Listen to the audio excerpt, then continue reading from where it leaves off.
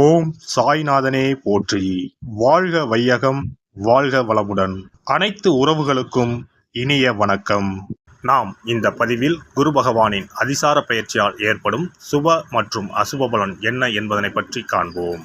கடந்த மே மாதம் 14ஆம் தேதி குரு பகவான் ரிஷபராசியில் இருந்து மிதுன ராசிக்கு பெயர்ச்சி அடைந்தார். சனி பெயர்ச்சிக்கு அடுத்தபடியாக ஜோதிடத்தில் மிகவும் சக்தி வாய்ந்தது குரு பெயர்ச்சி ஆகும். பொதுவாக குரு பகவான் ஒரு ராசியில் இருந்து மற்றொரு ராசிக்கு செல்ல சுமார் ஒரு வருட காலம் எடுத்துக்கொள்ளும் நிலையில் தற்போது 6 மாதத்திலேயே கடகராசிக்கு செல்கிறார்.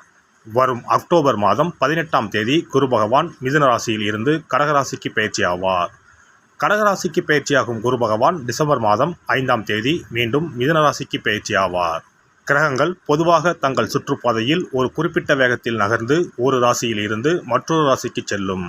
சில கிரகங்கள், குறிப்பாக குரு, தங்கள் சுற்றுகளின் போது ஏற்படும் ஈர்ப்பு விசையின் காரணமாக தங்களது இயல்பான வேகத்தை விட வேகமாக நகர்ந்து குறிப்பிட்ட காலத்திற்குள் அடுத்த ராசிக்குள் நுழைந்துவிடும். இந்த வேகமான மற்றும் முன்னதாக நடக்கும் நகர்வுக்கு அதிசார பயிற்சி என்று பெயர். குரு பகவான் ஜோதிடத்தில் சுப கிரகமாக கருதப்படுகிறார்.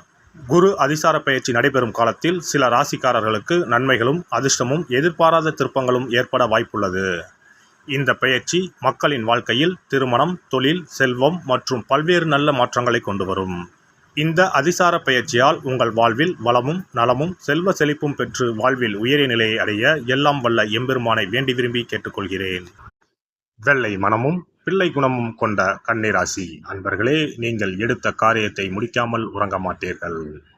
இந்த அதிசார பெயர்ச்சியால் பதவிக்கு, வேலைக்கு ஆபத்தா என்ற கவலை வேண்டாம். வேலை பார்க்கும் இடத்தில் கவனத்துடனும் நிதானத்துடனும் நடந்து கொண்டால் போதும். மற்றபடி யாருக்காகவும் ஜாமீன் கொடுக்க வேண்டாம். வங்கி லோன் தொடர்பாக யாருக்கும் பரிந்துரை கையொப்பம் இட வேண்டாம். வெளியிடங்களில், சமூக அமைப்புகளில் பதவிகள் தேடி வந்தால் யோசித்து செயல்படுவது நல்லது. கூட்டுத் தொழில் செய்வோர் மிகவும் எச்சரிக்கையாக இருக்கவும். எந்த ஒரு விஷயத்திலும் மற்றவர்களை நம்பாமல் நீங்களே நேரடியாக சென்று முடிப்பது நல்லது. முக்கிய கோப்புகளை கையாளும் போது அலட்சியம் வேண்டாம். பேச்சில் கவனம் தேவை. தன்னம்பிக்கையோடு செயல்படுங்கள். ஆன்மீக விஷயங்களில் நாட்டம் அதிகரிக்கும். வரவேண்டிய பணம் வந்து சேரும். குடும்பத்தில் நிம்மதியும் மகிழ்ச்சியும் உண்டு. எனினும் வீண் சந்தேகத்தை தவிர்த்து விடுங்கள். தாயாரின் ஆரோக்கியம் மேம்படும். சிலர் சொந்த வீடு வாங்க வாய்ப்புகள் உண்டு.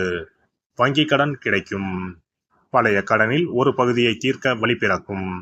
வழக்குகள் இருப்பின் அவை உங்களுக்கு சாதகமாக அமையும். பழைய ஆவணங்களை பாதுகாப்பாக வைத்திருப்பது அவசியம்.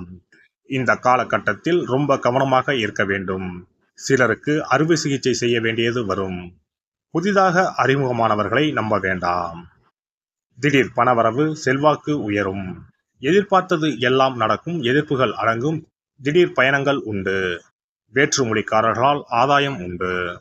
இந்த காலகட்டத்தில் தாயா தாரமா என்று சின்ன சின்ன போராட்டங்கள் இருக்கும். கடனை நினைத்து வருந்துவீர்கள். ஆனால் வருமானமும் உண்டு. கணவன் மனைவிக்குள் அனுசரித்து போவது நல்லது. உறவினர்களை பற்றி மற்றவர்களிடம் குறை கூறாதீர்கள். குரு பகவான் உங்களுக்கு சாதகமாக இருப்பார், கவலை வேண்டாம். வியாபாரத்தை பொறுத்தவரை சந்தை நிலவரங்களை அறிந்து கொள்முதல் செய்யவும். பழைய பாக்கிகள் எளிதில் வசூலாகும். சிலர் கடையை விரிவுபடுத்துவீர்கள்.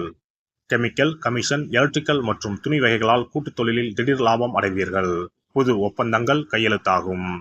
உத்தியோகத்தை பொறுத்தவரை வேலை சுமை ஓரளவு இருக்கும். சம்பள உயர்வு உண்டு. சக ஊழியர்களை அரவணைத்து போகவும். கணினி துறையினர் மூத்த அதிகாரிகளை பற்றி குறை கூற வேண்டாம். கலைஞர்கள் விமர்சனங்களை தாண்டி முன்னேறுவார்கள். இந்த அதிசார பெயர்ச்சி நிதானித்து செயல்பட வைத்து வெற்றிக்கான வைப்பதாக அமையும். தஞ்சாவூருக்கு அருகில் உள்ள திருவையாறு பஞ்சநதீஸ்வரர் கோவிலில் அருள்புரியும் தட்சிணாமூர்த்தியை வியாழக்கிழமைகளில் வழிபட்டு வாருங்கள். பார்வையற்றவர்களுக்கு உதவுங்கள். விருப்பங்கள் யாவும் நிறைவேறும். குரு பகவானின் அதிசார பயிற்சிக்கு பரிகாரமாக வியாழக்கிழமைகளில் தட்சிணாமூர்த்திக்கு மஞ்சள் நிற மலர்கள் மற்றும் மஞ்சள் நிற உடையுடன் அபிஷேகம் செய்வது, குரு பகவானுக்கு நெய் தீபம் ஏற்றி வழிபடுவது, அன்னதானம் செய்வது, மற்றவர்களுக்கு உதவுவது போன்றவை சிறந்த பரிகாரங்களாகும். மேலும் வியாழக்கிழமைகளில் குரு பகவானின் காயத்ரி மந்திரத்தை உச்சரிப்பதும் நன்மை பயக்கும். குரு பகவான் சஞ்சரிக்கும் அந்தந்த ஆலயங்களில் உள்ள குரு மற்றும் நவகிரக சன்னதிகளில் தீபமேற்றி வழிபட்டு வரலாம். சிறப்பு பரிகாரம்: வியாழக்கிழமை அன்று மண்ணால் செய்யப்பட்ட ஒரு உண்டியலை வாங்கி வர வேண்டும். அந்த உண்டியலின் வெளிப்புறத்தில் மஞ்சளில் பன்னீரை ஊற்றி குழைத்து உண்டியல் முழுவதும் பூச வேண்டும். இப்படி பூசிய இந்த உண்டியலை நம்முடைய வீட்டின் குபேர மூலையில் வைத்துவிட வேண்டும். தினமும் அல்லது வாரத்திற்கு ஒரு முறை குறிப்பிட்ட ஒரு தொகையை போட்டுக்கொண்டே வர வேண்டும். உதாரணமாக 2 ரூபாய், 5 ரூபாய், 10 ரூபாய், 20 ரூபாய் என்று நம்முடைய வசதிக்கு ஏற்றவாறு ஏதாவது ஒரு தொகையை நாமே தேர்வு செய்து அதை மட்டும் 10 ரூபாய் என்றால் 10 ரூபாயாக தினமும் அல்லது வாரத்திற்கு ஒரு முறையோ போட வேண்டும். இப்படி உண்டியலில் நாம் பணத்தை சேர்ப்பதன் மூலம் நம்முடைய வாழ்க்கையில் குருவால் ஏற்பட்ட பண பிரச்சனைகளும் தன பிரச்சனைகளும் தீரும். உண்டியல் நிறைந்த பிறகு உண்டியலில் இருக்கக்கூடிய பணத்தை எடுத்து அருகில் இருக்கக்கூடிய சித்தர்கள் ஜீவ சமாதி உண்டியலில் செலுத்திவிடலாம் அல்லது ஏதாவது ஒரு பொருளாக வாங்கி கொடுக்கலாம். இது பொதுவான பரிகாரமாகும். உங்கள் ராசிக்குரிய அதிசார பெயர்ச்சி பலன்களை அறிந்து அதற்கு ஏற்ற பரிகாரங்களை ஒரு அனுபவமிக்க ஜோதிடரின் ஆலோசனையின்படி செய்வது நல்லது. எல்லாம் வல்ல இறையருளால் நீங்களும் உங்கள் அன்பு குடும்பமும் உடல் நலம், நீலாயுள், நிறை செல்வம், உயர் புகழ், மெய்ஞானம் ஓங்கி வாழ்க வளமுடன். இந்த வீடியோ பதிவு உங்களுக்கு பிடித்திருந்தால் லைக் பண்ணுங்க, கமெண்ட் பண்ணுங்க, ஷேர் பண்ணுங்க, மறக்காம சப்ஸ்கிரைப் பண்ணுங்க, பக்கத்துல இருக்கிற பெல் பட்டனை கிளிக் பண்ணுங்க. நன்றி, வணக்கம். ஓம் நமச்சிவாய, சிவாய நம.